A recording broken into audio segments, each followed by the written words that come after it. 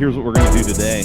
I have put together a model. It takes input from a lot of things that I've been working on over a number of years now, but I've never put them together into a model before. This year I did, using that model to predict which teams are most likely or what percentage chance teams have to win their division.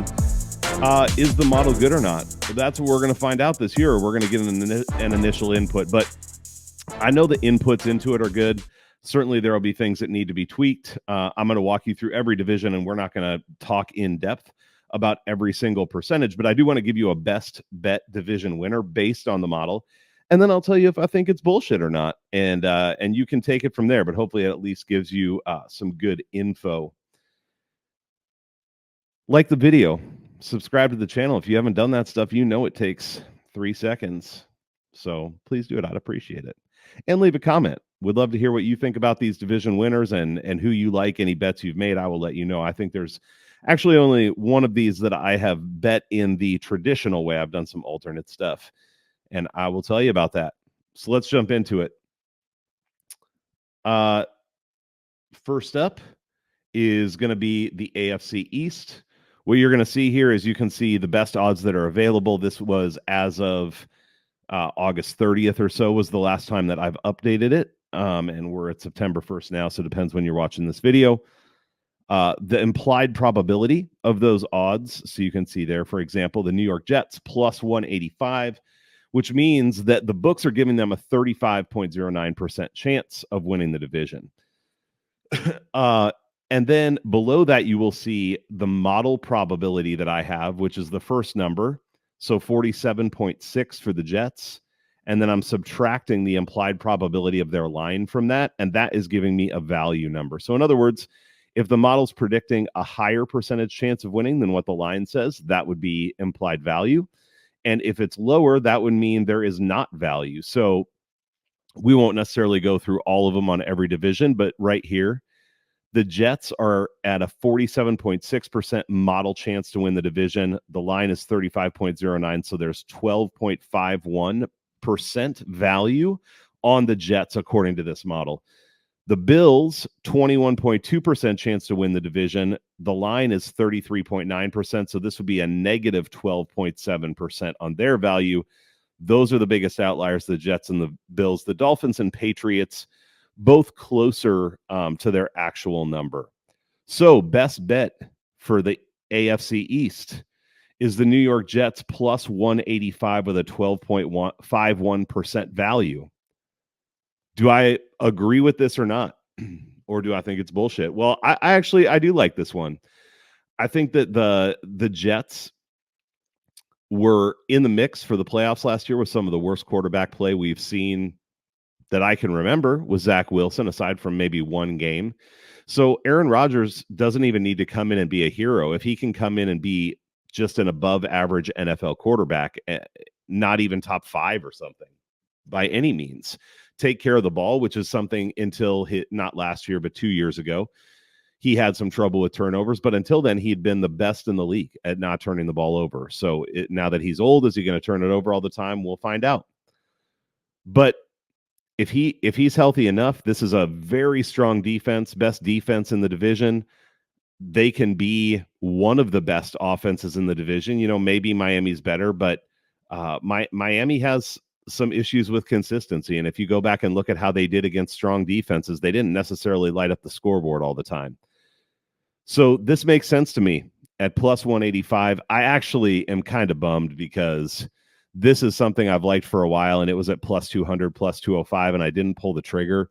I got to decide if I'm going to. I also need to look into schedules because it's possible that I'll still try to get in on the Jets to win the division, but depending on what the schedule looks like the first few weeks, I may wait and see if I can get a number back up over plus 200 if they don't, take over right away. So I like this one. Jets plus 185. That's the first bet. Haven't made it, but definitely would consider it. Next up, we've got the AFC North. Here, the Ravens are the favorites to win the division at plus 150. Bengals 165. The Browns plus 550. There were 650s out there a month ago, maybe even a few weeks ago. So that's come into 550. And the Steelers plus 800. You can see all of the math there, which I will not do, but negative 15% value on the Ravens, 11.36 positive on the Bengals, 6.02 on the Browns, and negative 6.61 on the Steelers. So that makes your best bet, according to the model in the AFC North, the Cincinnati Bengals at plus 165. Am I buying this one? Well, saying that it's bullshit would be a little bit too strong, but I'm actually not buying this as the best bet for the division. I understand why the Bengals are favored, and they probably, honestly, I think they should probably be the overall favorite ahead of the Ravens. Even the Bengals, if Burrow comes back and can play as Burrow can, they have all their offensive weapons. Their defense is average-ish, maybe even a little bit better than average. I think that's the best overall team in this division. I think the Ravens maybe take a step or two back this year, especially defensively. I don't mean that they won't be in the mix, but I don't necessarily like them better than the Bengals. So it makes sense to me that these two teams are at the top, and I don't hate the Bengals at plus 165. But to me, the best bet here is still the Browns at plus 550. This is a team we know that it rises and falls on Deshaun Watson. If he's as bad as he was last year, you know what probably happens is he probably gets his ass benched.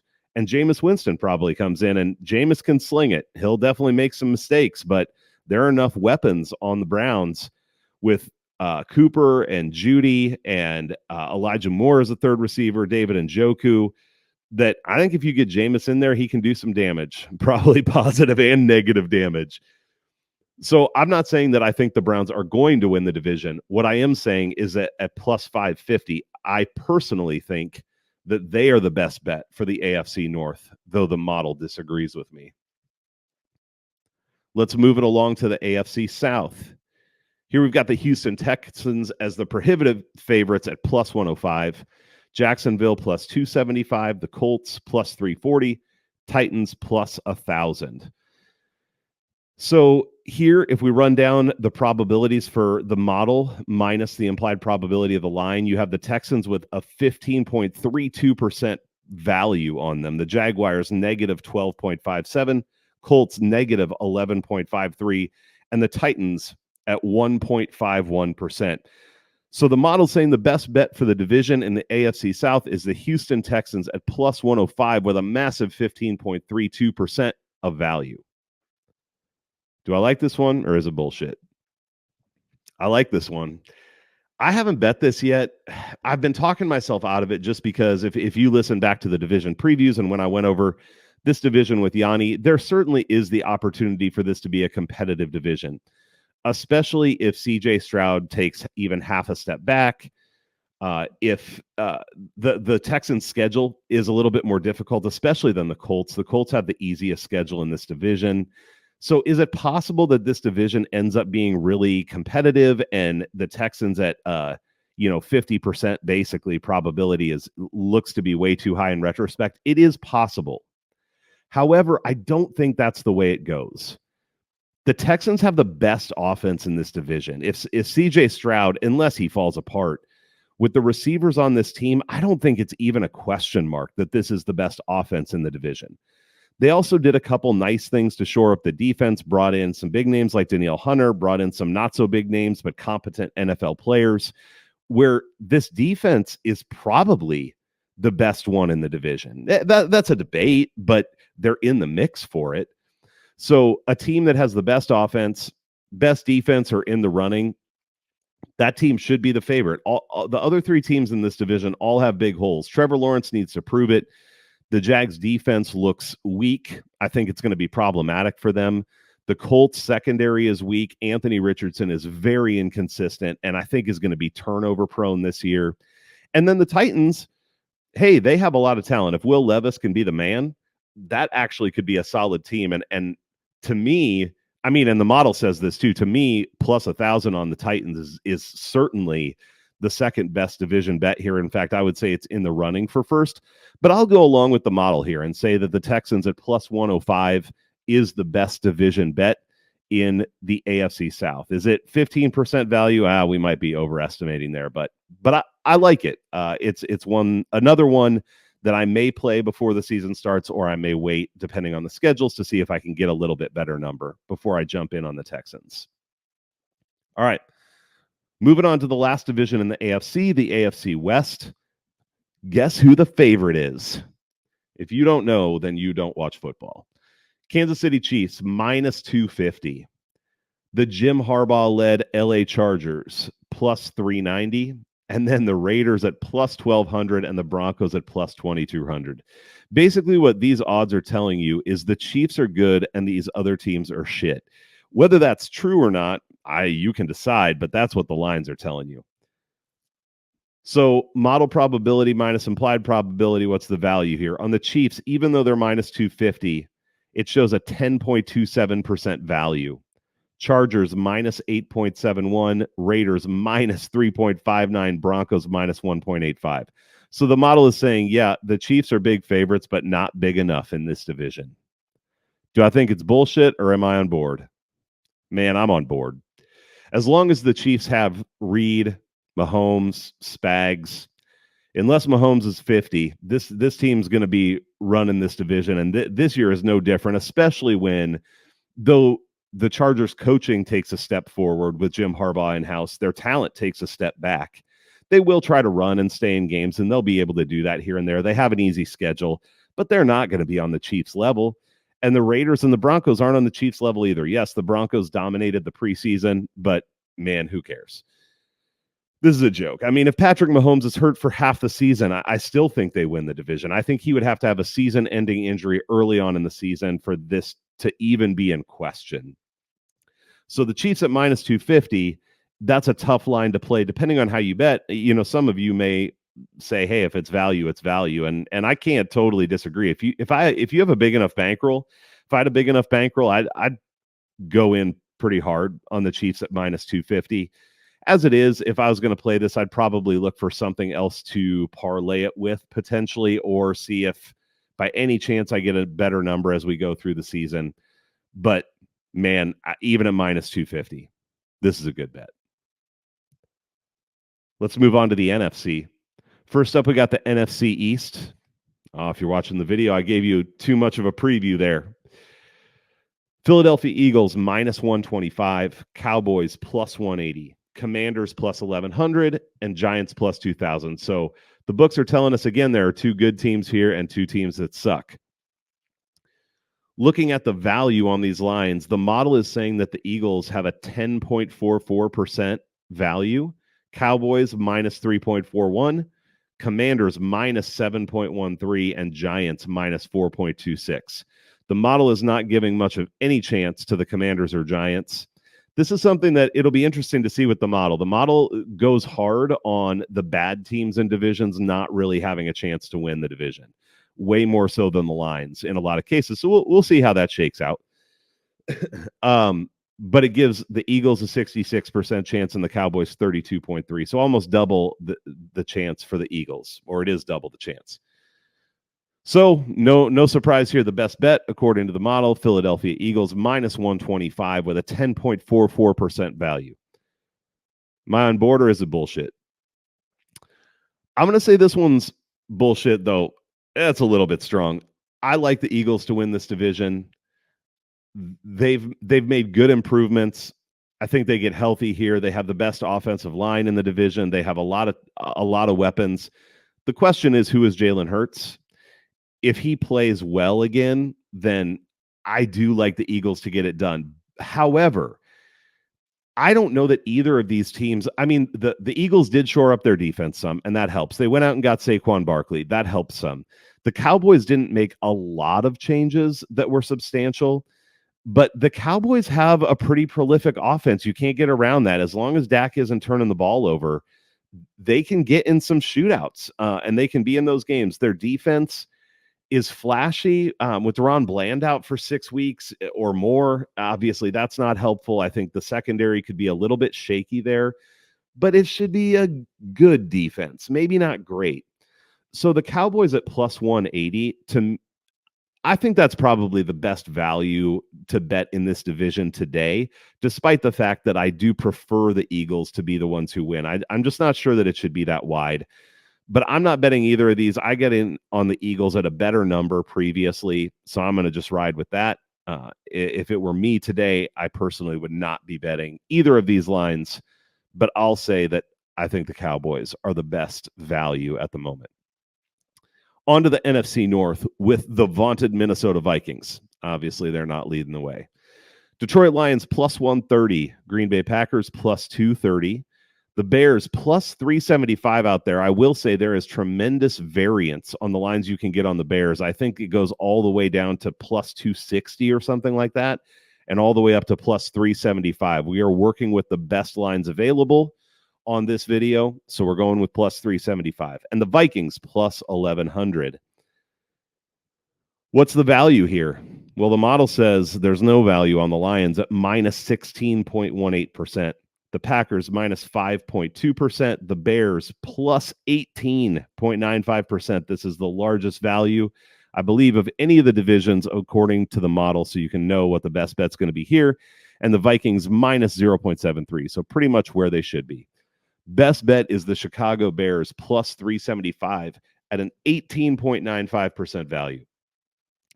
Now, am I on board with this or is it bullshit? Well, I'm on board. Let me say the model was clearly smoking crack when it gave the Bears a 40% chance to win this division. I don't believe that there's a 40% chance that they come out ahead of the Lions and the Packers. However, there are a couple of things in their favor. They have the easiest schedule in this division, and it's not by a little bit. They have the easiest schedule by a lot. They have, I think, the best weapons on offense. A lot of it comes down to quarterback play, but Caleb Williams has a higher upside than Jared Goff. Caleb Williams, I don't know if he has a higher upside than Jordan Love. We're going to see some more about that this year, but there's variance here. And I think that's why you're getting the line that you're getting. In my mind, the Lions and the Packers are probably both better than the Bears as a team right now. But given the schedule, I think their odds should be relatively similar.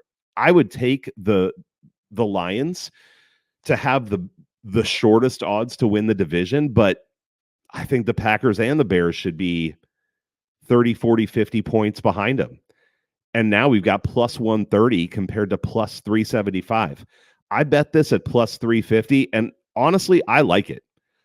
I really believe that the Bears' chance of winning the division is better than plus 350. I think their line should be somewhere in the probably 225 to 265 range.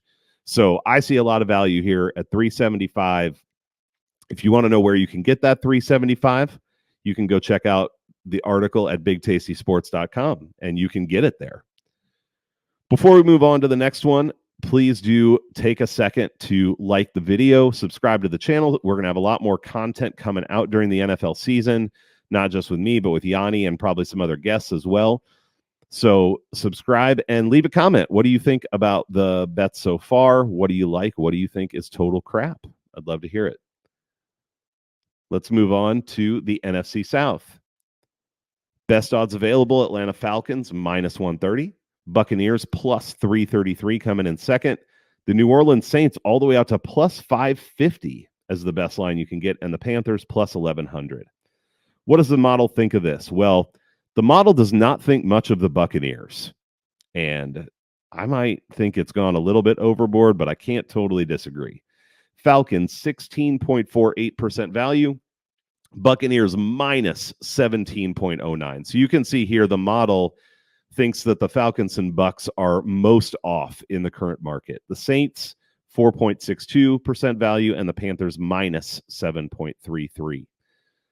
So the best bet in the NFC South, according to the model, is the Atlanta Falcons minus 130 with a 16.48% value. So how about this? Am I on board or is it bullshit? Well, I'm going to say kind of neither. I know that's a cop-out. But here's why I say that. I really do believe the Atlanta Falcons absolutely deserve to be the leaders to win this division. This feels in some ways somewhat similar to the AFC South. The difference is here you have one team that is horrific in the Panthers. And I know they could be better this year than they were last year. That wouldn't be a shock if they do win 3, 4, 5, maybe even 6 games, possibly. But I really don't think they're winning the division. So now you only have 3 teams left that really are in the conversation.